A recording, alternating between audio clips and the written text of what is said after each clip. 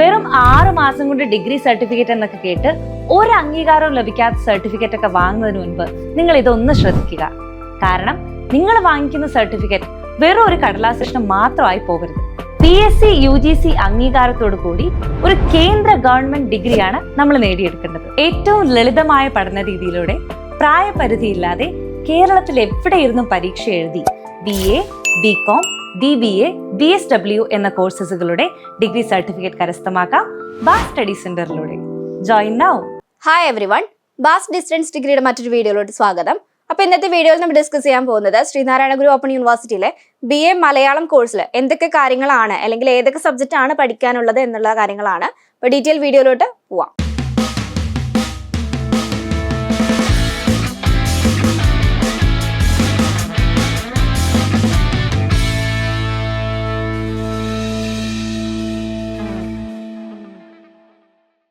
ശ്രീനാരായണ ഗുരു open യൂണിവേഴ്സിറ്റിയിലേക്ക് admission എടുക്കാൻ താല്പര്യപ്പെടുന്ന വിദ്യാർത്ഥികളാണ് നിങ്ങളെങ്കിൽ താഴെ കാണുന്ന നമ്പറിൽ കോൺടാക്ട് ചെയ്യുക. അപ്പൊ നമ്മൾ പറഞ്ഞതുപോലെ തന്നെ ശ്രീനാരായണ ഗുരു ഓപ്പൺ യൂണിവേഴ്സിറ്റിയിൽ നമുക്കിപ്പോൾ BA മലയാളത്തിൽ നമുക്ക് മെയിൻ ആയിട്ടും 6 സെമിസ്റ്റർ ആണ് വരുന്നത്, 6 സെമിസ്റ്റർ ആണ് വരുന്നത്. സെമിസ്റ്റർ വൈസ് ആണ് എക്സാം വരുന്നത് എന്നുള്ളത് എല്ലാവർക്കും അറിയാം. അപ്പോൾ ഫസ്റ്റ് സെമിസ്റ്ററിൽ നമുക്ക് 4 പേപ്പർ ആണ് വരുന്നത്.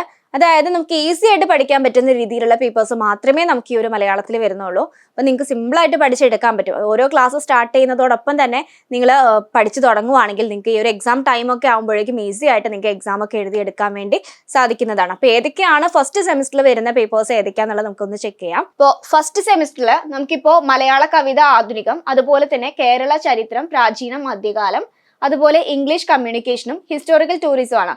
ഈ ഹിസ്റ്റോറിക്കൽ ടൂറിസം എന്ന് പറയുന്നത് നമുക്കത് മൾട്ടി ഡിസിപ്ലിനറി കോഴ്സ് ആയിട്ടാണ് നമ്മൾ ഈ ഒരു ഹിസ്റ്റോറിക്കൽ ടൂറിസം ചൂസ് ചെയ്യുന്നത്.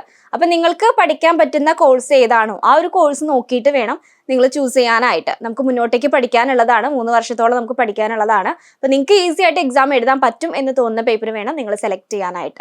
അപ്പൊ അത്തരത്തിൽ നമുക്ക് ഇപ്പോൾ സെലക്ട് ചെയ്തിട്ടുള്ള പേപ്പേഴ്സ് അനുസരിച്ച് നിങ്ങൾക്ക് ഈസി ആയിട്ട് എക്സാംസ് ഒക്കെ എഴുതി എടുക്കാൻ പറ്റുന്ന രീതിയിലുള്ള പേപ്പേഴ്സ് മാത്രമാണ്. അതുപോലെ തന്നെ സെക്കൻഡ് സെമ്മിൽ നമുക്ക് 4 പേപ്പേഴ്സ് ആണ് വരുന്നത്. അതിനകത്ത് നമുക്ക് മെയിൻ ആയിട്ട് പഠിക്കേണ്ട ഒരു കാര്യമാണ് സംസ്കൃത ഭാഷാ പരിചയം എന്ന് പറയുന്നത്. പിന്നെ അത് മാത്രമല്ല ചെറുകഥാ സാഹിത്യം, അതുപോലെ തന്നെ reading and writing in English, അതുപോലെ നമുക്ക് ഒരുപാട് കോമൺ പേപ്പേഴ്സ് വരുന്നുണ്ട്. അതിൽ ഏത് പേപ്പേഴ്സ് ആണോ നിങ്ങൾക്ക് പഠിക്കാൻ താല്പര്യമുള്ള പേപ്പേഴ്സ് അതനുസരിച്ച് നിങ്ങൾക്ക് ഈ ഒരു പേപ്പേഴ്സ് ചൂസ് ചെയ്യാവുന്നതാണ്. മൾട്ടി ഡിസിപ്ലിനറി കോഴ്സ് ആയിട്ട് നമുക്ക് ഒരു 4 പേപ്പേഴ്സ് വരുന്നുണ്ട്. അതിൽ ഏതെങ്കിലും ഒരു കോഴ്സ് നിങ്ങൾക്ക് സെലക്ട് ചെയ്ത് പഠിക്കാവുന്നതാണ്. അപ്പം ഇങ്ങനെ ഓരോ സെമ്മിലാവുമ്പോഴും നമുക്ക് ഇങ്ങനെ ചില സബ്ജക്റ്റ് നമുക്ക് ചൂസ് ചെയ്യാനുള്ള ഓപ്ഷൻ വരുന്നുണ്ട്. അപ്പോൾ അതനുസരിച്ച് നിങ്ങൾക്ക് മുന്നോട്ട് പഠിക്കാൻ പറ്റുന്ന സബ്ജക്റ്റ് ഏതാണെന്ന് നോക്കിയിട്ട്, അതായത് നിങ്ങളുടെ ഫ്രണ്ട്സ് എടുത്തതോ അല്ലെങ്കിൽ നിങ്ങളുടെ ഫാമിലിയിലുള്ള ആരെങ്കിലും എടുത്തു എന്ന് കരുതിയിട്ട് നിങ്ങൾ ആ ഒരു കോഴ്സ് എടുക്കരുത്. നിങ്ങൾക്ക് പ്രോപ്പറായിട്ട് പഠിക്കാൻ പറ്റും എന്നുള്ള ഒരു കോഴ്സ് ആണെന്നുണ്ടെങ്കിൽ നിങ്ങൾക്ക് അത് മുന്നോട്ടേക്ക് എടുത്ത് പഠിക്കാവുന്നതാണ്. അപ്പോൾ ഇത്തരത്തിലുള്ള കാര്യങ്ങളൊക്കെ പ്രത്യേകം ശ്രദ്ധിക്കണം. അപ്പോൾ നമുക്ക് BA മലയാളത്തിൽ മെയിനായിട്ടും 6 സെം ആണ് വരുന്നത്, 6 സെം ആണ് വരുന്നത്. ഏറ്റവും സിമ്പിൾ ആയിട്ട് പഠിക്കാൻ പറ്റുന്ന ക്ലാസ്സുകൾ തന്നെയാണ്. അപ്പൊ ഇതുപോലെ തന്നെയാണ് ബാക്കി സെമിസ്റ്ററിലും കാര്യങ്ങളിലൊക്കെ നമുക്ക് ഈസി ആയിട്ട് പഠിക്കാൻ പറ്റുന്ന സബ്ജക്റ്റ് മാത്രമേ നമുക്ക് വരുന്നുള്ളൂ. അപ്പൊ നിങ്ങൾ ചൂസ് ചെയ്യുന്നിടത്താണ് നമുക്ക് ആ ഒരു സബ്ജക്റ്റിന്റെ വാല്യൂ നമുക്ക് മനസ്സിലാവുന്നത്. അതുപോലെ തന്നെ ചൂസ് ചെയ്യുമ്പോൾ തന്നെ പ്രത്യേകം ശ്രദ്ധിക്കാം, നമുക്കത് പഠിക്കാൻ പറ്റുമോ ഇല്ല എന്നുള്ള കാര്യങ്ങളൊക്കെ ഡീറ്റെയിൽ ആയിട്ട് ചെക്ക് ചെയ്തിട്ട് വേണം നിങ്ങൾ ഒരു സബ്ജക്റ്റ് ചൂസ് ചെയ്യാനായിട്ട്. അത് നമുക്ക് 6 സബ്ജക്റ്റ് ആണ് മെയിനായിട്ടും മലയാളത്തിൽ ഉണ്ടായിരിക്കുക. അപ്പോൾ നിങ്ങൾക്ക് കോമൺ പേപ്പേഴ്സും കാര്യങ്ങളൊക്കെ വരുന്നുണ്ട്. അതൊക്കെ നോക്കിയിട്ട് തന്നെ നിങ്ങൾക്ക് കറക്റ്റ് ആയിട്ടുള്ള പേപ്പേഴ്സ് ആണോ എന്നുള്ളത് ചെക്ക് ചെയ്തിട്ട് മാത്രം ചൂസ് ചെയ്യാൻ വേണ്ടി ശ്രദ്ധിക്കാം.